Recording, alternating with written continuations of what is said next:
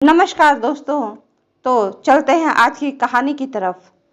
एक बार एक धनी पुरुष ने एक मंदिर बनवाया। मंदिर में भगवान की पूजा करने के लिए एक पुजारी, मंदिर के खर्च के लिए बहुत सी भूमि, खेत और बगीचे मंदिर के लिख दिए। उन्होंने ऐसा प्रबंध किया था कि मंदिरों में भूखे, दीन दुखी और साधु संत जब आए, वे वहां 2-4 दिन ठहर सके और उनका भोजन के लिए भगवान का प्रसाद मंदिर में मिल जाए। अब उन्हें एक ऐसे मनुष्य की आवश्यकता हुई जो मंदिर की संपत्ति का प्रबंधन करे और मंदिर के सब कामों में को ठीक ठाक से चला सके। बहुत से लोग उस धनी पुरुष के पास आए। वे लोग जानते थे कि यदि मंदिर की व्यवस्था का काम मिल जाए तो वेतन भी अच्छा मिलेगा, लेकिन उस धनी पुरुष ने सबको लौटा दिया। वह सब से कहता था, मुझे एक भला आदमी चाहिए, मैं उसको अपना काम सौंपूंगा, मैं उसे खुद ही छांट लूंगा। मैं किसी परीक्षा द्वारा ऐसे आदमी की खोज करूंगा जो भला आदमी हो। मुझे एक भला आदमी चाहिए, मैं उसको अपने आप ढूंढ लूंगा। बहुत से लोग मन ही मन में उस धनी पुरुष को गालियां देते।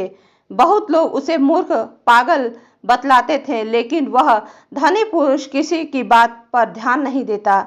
जब मंदिर के तट खुलते थे और लोग भगवान के दर्शन के लिए आने लगते, तब वह धनी पुरुष अपने मकान की छत पर बैठकर मंदिर में अपने आने जाने वाले लोगों को चुपचाप बैठकर देखता रहता। एक दिन एक मनुष्य मंदिर में दर्शन करने आया। उसके कपड़े मैले और फटे हुए दिखाई दे रहे थे। वह बहुत पढ़ा लिखा भी नहीं जान पड़ता था।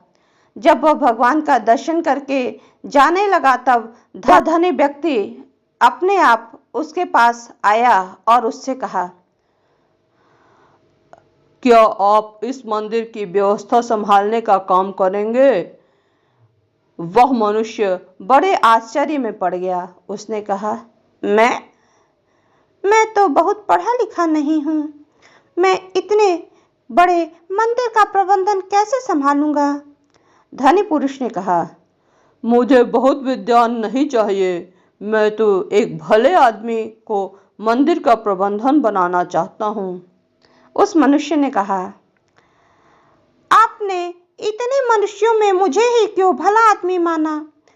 धनी पुरुष बोला, मैं जानता हूँ कि आप भले आदमी हैं।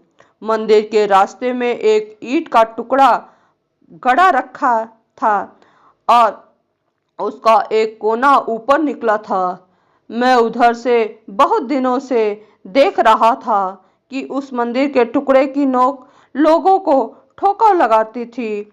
लोग गिरते थे, लुढ़कते थे और उठकर चलते बनते थे। उसको आपको उस टुकड़े से ठोकर नहीं लगी, किंतु आपने उसे देखा और देखकर उखाड़ने का प्रयत्न किया। देख रहा था, आप बहुत मजबूती से फावड़ा मारकर ले गए और उस टुकड़े को खोदकर अपने वहां की भूमि को बराबर कर दी। उस मनुष्य ने कहा, यह तो कोई बात नहीं है। रास्ते में पड़े कांटे, कंकड़ और पत्थर लगना योग्य नहीं है।